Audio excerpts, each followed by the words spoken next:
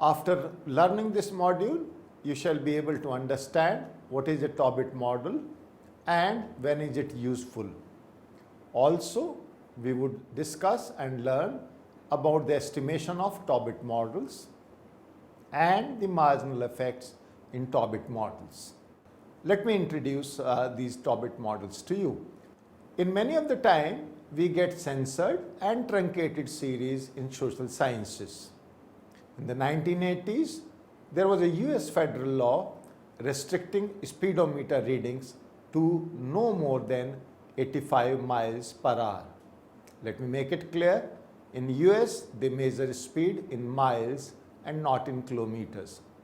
So if you wanted to try and predict a vehicle's top speed from a combination of horsepower, engine size, you would get a reading no higher than 85, regardless of how fast our vehicle was really traveling. This is a classic case of right censoring, censoring from above of the data. The only thing we are certain of is that those vehicles were traveling at least 85 miles per hour. Now consider a research project is studying the level of lead in home drinking water as a function of the age of a house and family income. The water testing kit cannot detect lead concentrations below 5 parts per billion, which can be denoted as ppb. Lead levels above 15 ppb are said to be dangerous. These data are an example of left censoring or censoring from below. For example, if we are dealing with household durable expenditure, we know that for certain values of income, there won't be any expenditure on durable goods. Once the household has a certain level of income, then only they will incur some expenditure on durable goods. The specification below therefore gives it formally, and L is 0 for the below example. Such censoring is called censoring from below or censoring from left. So let us denote y equal to z as a function of y star. Y is equal to y star if y star is greater than L and is equal to L if y star is less than or equal to L. There could be one example where we have data on income and we assign a value of 1 lakh to all the income level beyond 1 lakh. Such situation will lead to censoring from the above or censoring from the right. Now, one important thing about censoring is that the value of independent variable is observed for entire population, but the value of the dependent variable is visible only for a range of dependent variables. For example, y we may say is equal to z is function of y star and y is equal to y star if y star is less than u and is equal to u if y star is greater than or equal to u. We could have another possibility known as truncation, in which we don't observe both independent and dependent variables for a range of our population.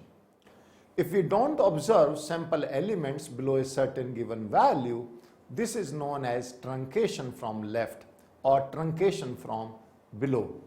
We express this as y is equal to z y star and y is equal to y star if y star is greater than L.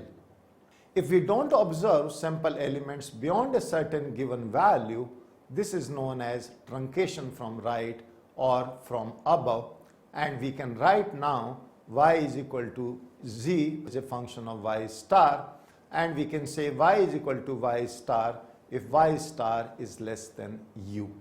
Let's have a graph. Now this is a graph of Tobit, which is censored and truncated means. In this graph, we have different conditional means on the y-axis and we have natural logarithm of Bayes on the x-axis.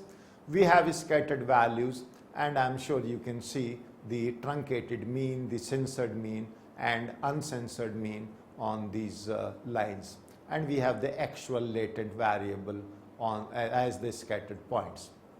So consider the following labor supply data from Cameron and Trivedi textbook, which is 2005 publication.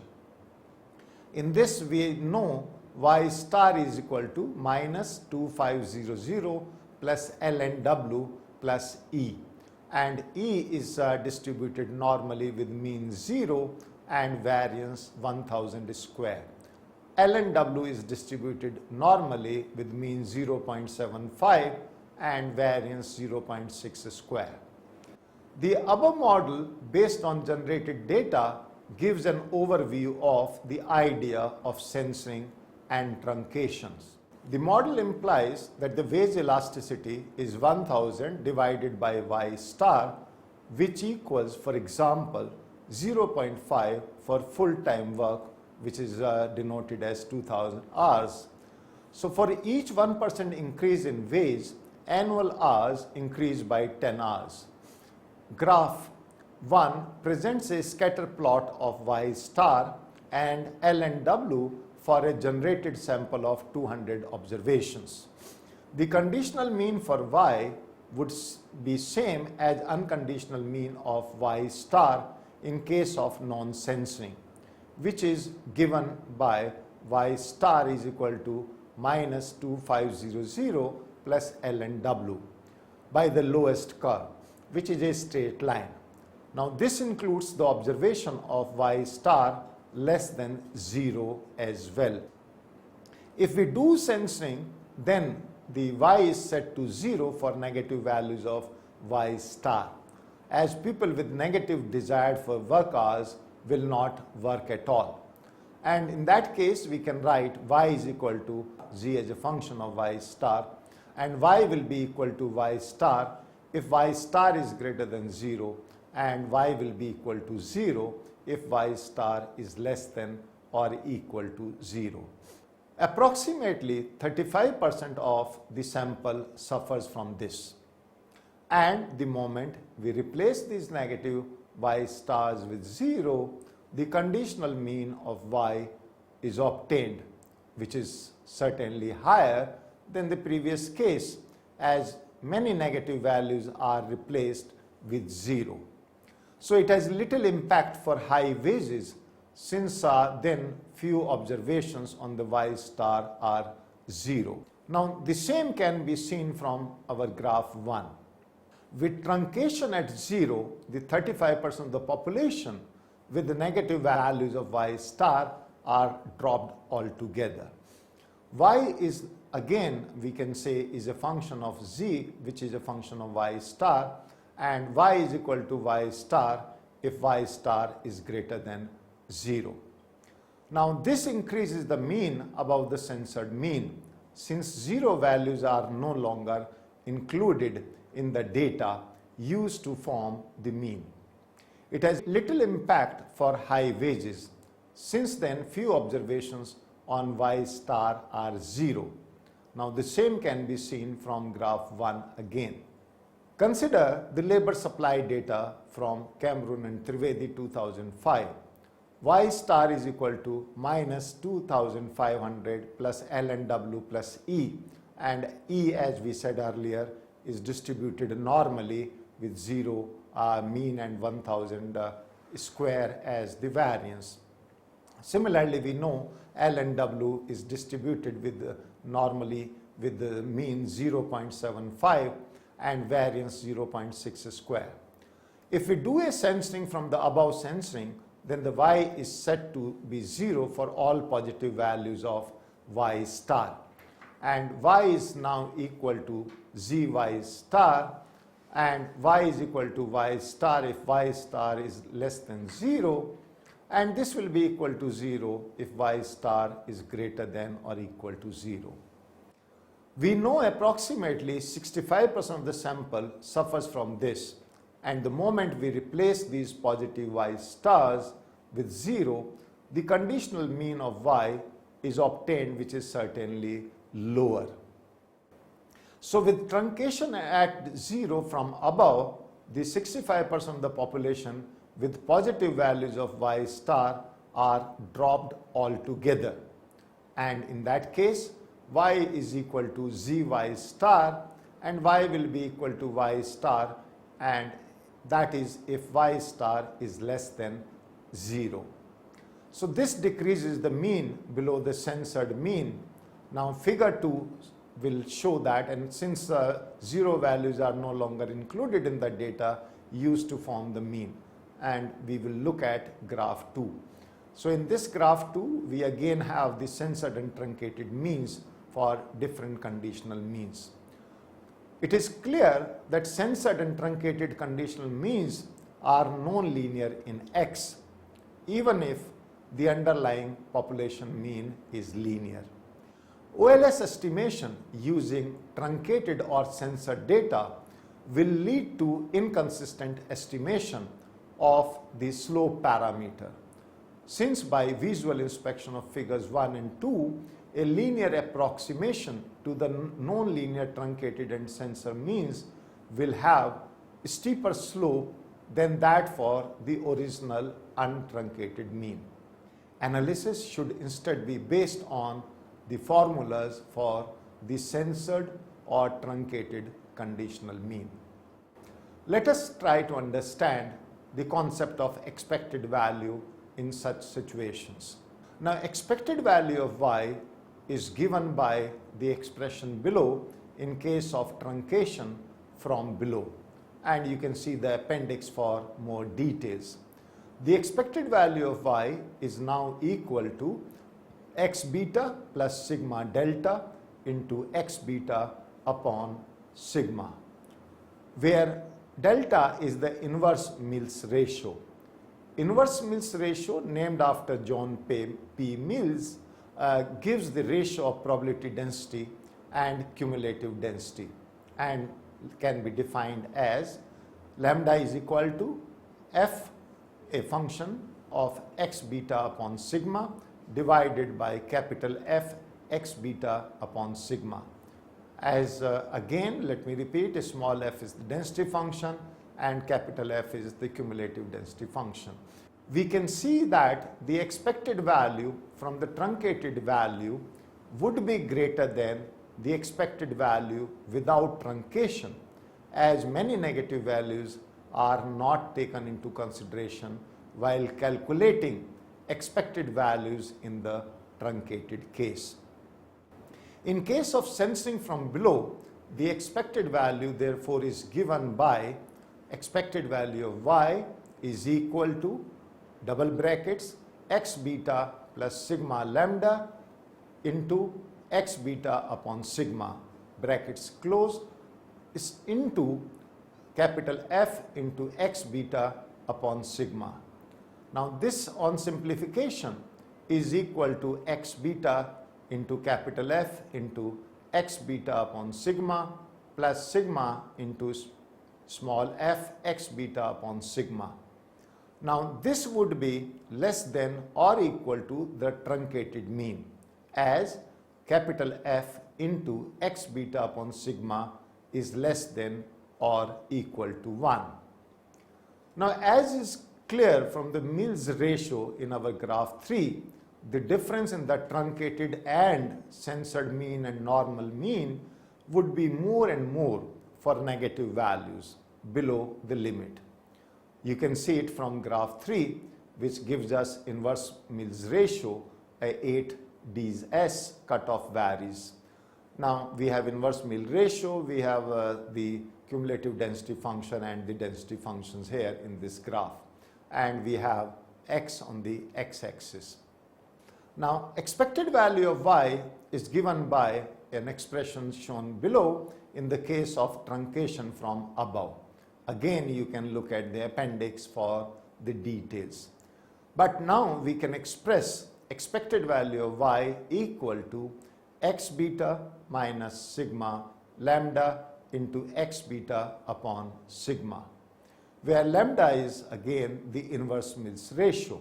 and now lambda is defined as small f x beta upon sigma divided by 1 minus capital F x beta upon sigma.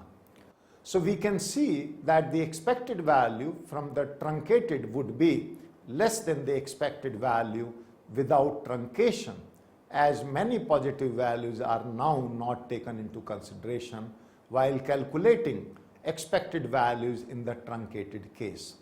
In case of censoring from above, we can write down this expected value of y to be equal to x beta minus sigma lambda into x beta upon sigma whole multiplied by f multiplied by minus x beta upon sigma. This is multiplied by x beta star 1 minus f x beta upon sigma minus sigma into small f x beta upon sigma. Now this would be greater than or equal to the truncated mean, as we know that capital F into minus x beta upon sigma is less than or equal to 1. We can again look at it from graph 4, where we have the inverse mean ratios as cutoff varies. Now it is clear from the Mills ratio in this graph 4, the difference in truncated and censored mean and normal mean would be more and more for positive values above the limit. Now one important observation from above is that the expected value in case of censoring is equal to the expected value of truncated multiplied by the probability of the truncated distribution. Having understood these nuances, let us now look at the marginal effects in this section. Now marginal effects in case of left truncated can be expressed as the partial derivative of expected value of y given x with respect to x is equal to derivative x beta plus sigma lambda of x beta upon sigma whole divided by partial derivative of x.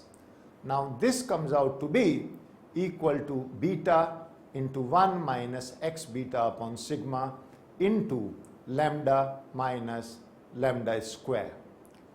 Now marginal effects in case of right truncation is expressed as derivative of partial derivative of expected value of y given x with respect to x is equal to partial derivative of x beta plus sigma lambda into x beta upon sigma whole divided by partial derivative of x, and this is equal to beta plus x beta upon sigma into lambda into beta plus lambda square into beta. Now marginal effects in case of left censoring could similarly be expressed as partial derivative of expected value of y given x with respect to x equal to lambda or partial derivative x beta plus sigma lambda x beta upon sigma whole multiplied by a function capital F into x beta upon sigma whole divided by partial derivative of x. So in a way we are taking partial derivative both in the numerator and denominators. Now on simplification, this comes out to be equal to capital F multiplied by x beta upon sigma into derivative of x beta plus sigma lambda into x beta upon sigma divided by partial derivative of x. This is now added to x beta plus sigma lambda x beta upon sigma into partial derivative of f into x beta upon sigma whole divided by partial derivative of x. Now marginal effects in case of right censoring similarly could also be expressed in the form of a formula which is given here as partial derivative of e or expected value of y is partial derivative of x beta minus sigma lambda into x beta upon sigma whole star into f star minus x beta upon sigma divided by partial derivative of x.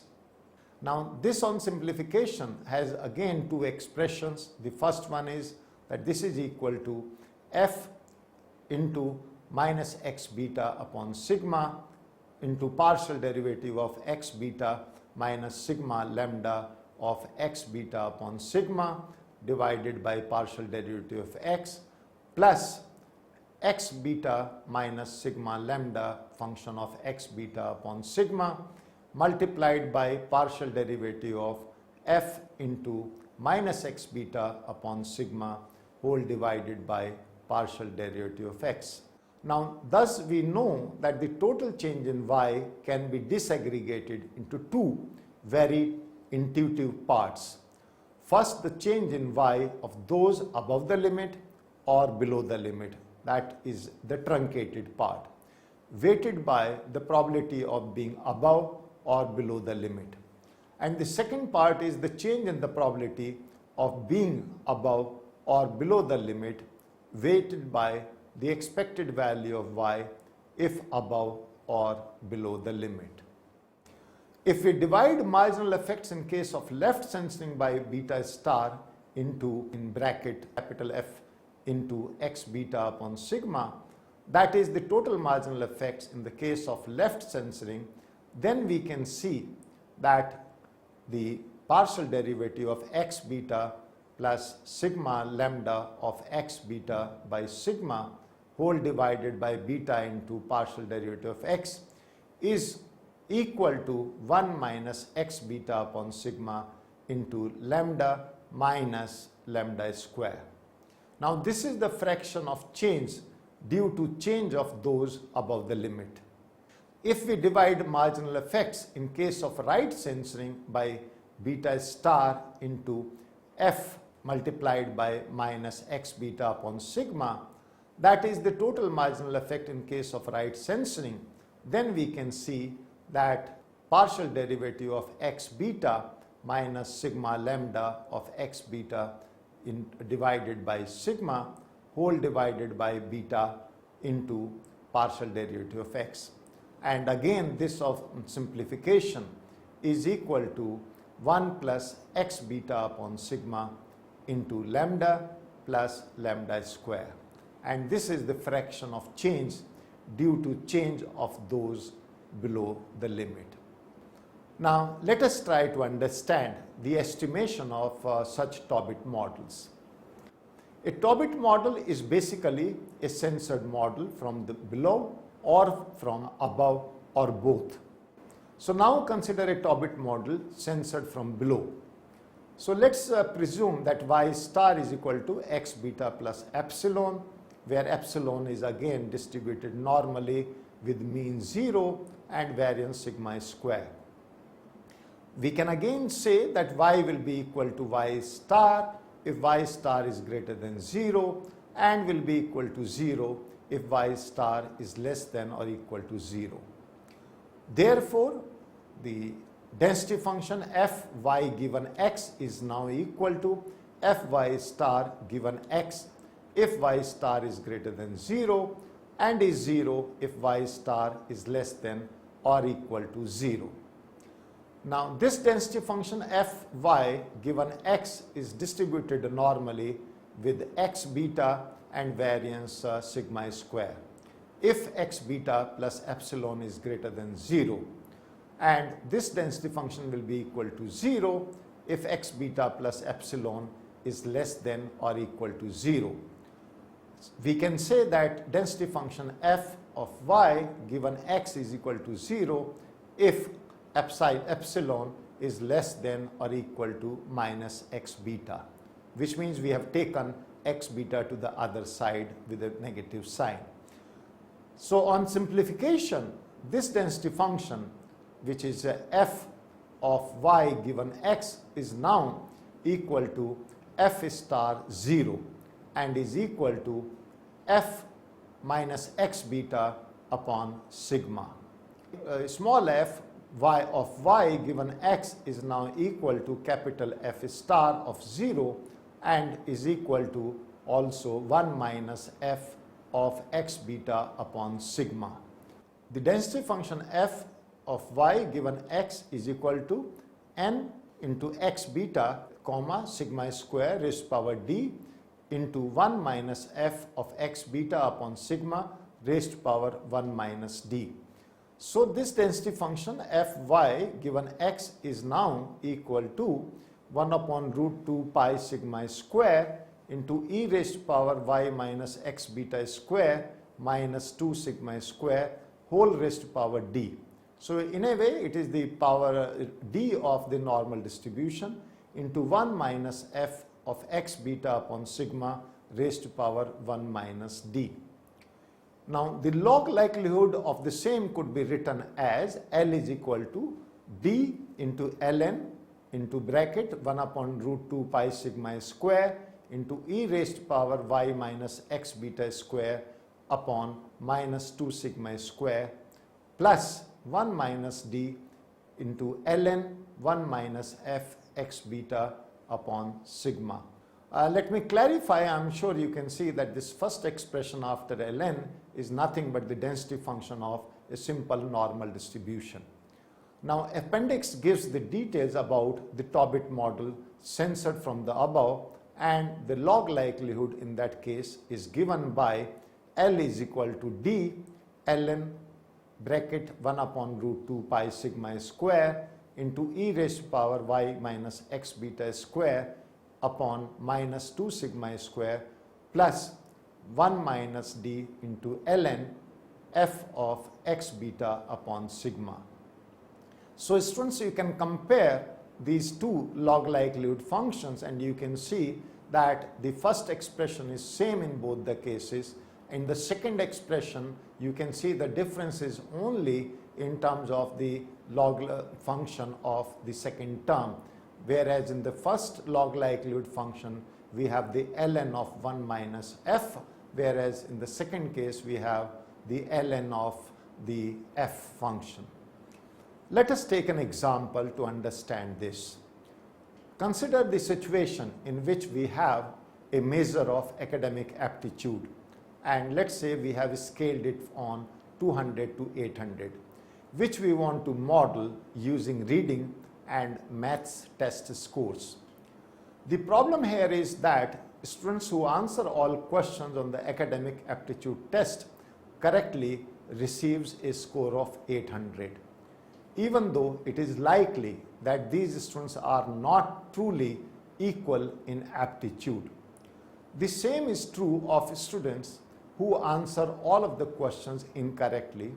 All such students would have a score of 200, although they may not all be of equal aptitude. The density plot of aptitude given in figure 5, looking at the above histogram, we can see the censoring in data, that is far more cases with the scores of 750 to 800 than one would expect looking at the rest of the distribution. Now this can be treated as a truncated or censored model from above at 800. So we have the plot and you can see that how we have in a way censored the data in the last histogram. Now we can model the above problem using either OLS or Tobit model. Now results obtained from estimation of both the models is given in our table 1, which we will just now consider. So for a 1 unit increase in the characteristic read, there is a 2.7 point increase in the predicted value of aptitude in case of OLS and 2.9 in case of the Tobit model.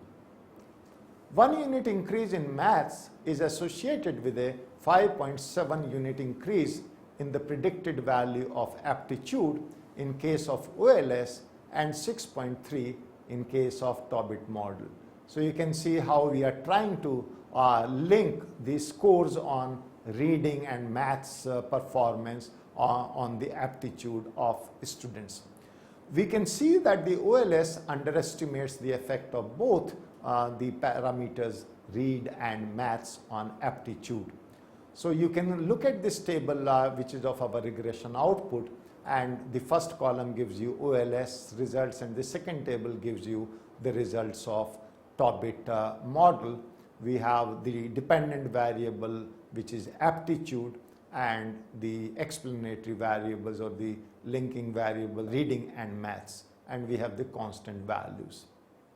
You look at the second table in which we have the marginal effects of OLS, Tobit model, censored model and truncated model. So if we look at the marginal effects given in this table too, we can see that in case of OLS, the marginal effects are same as the regression coefficients, but not in the case of censored and truncated model. The marginal effects are higher in the case of censored model in comparison to the truncated model. Now these marginal effects have been obtained at means. Censored regression treats all values above 800 as 800 and thus shows a higher marginal effect in comparison to the truncated, which leaves those values altogether, which is graph 6. We have the censored and truncated marginal effects. So we have different marginal effects on the y-axis and we have the maths and reading or read on the x-axis. So you can see that this graph 6 shows the marginal effects of maths and read on admission as the score on maths and read varies. The marginal effect of read is higher than the maths, and regression coefficients and the marginal effects at means also suggest that. So the marginal effect of both are constant in the beginning but declines after that.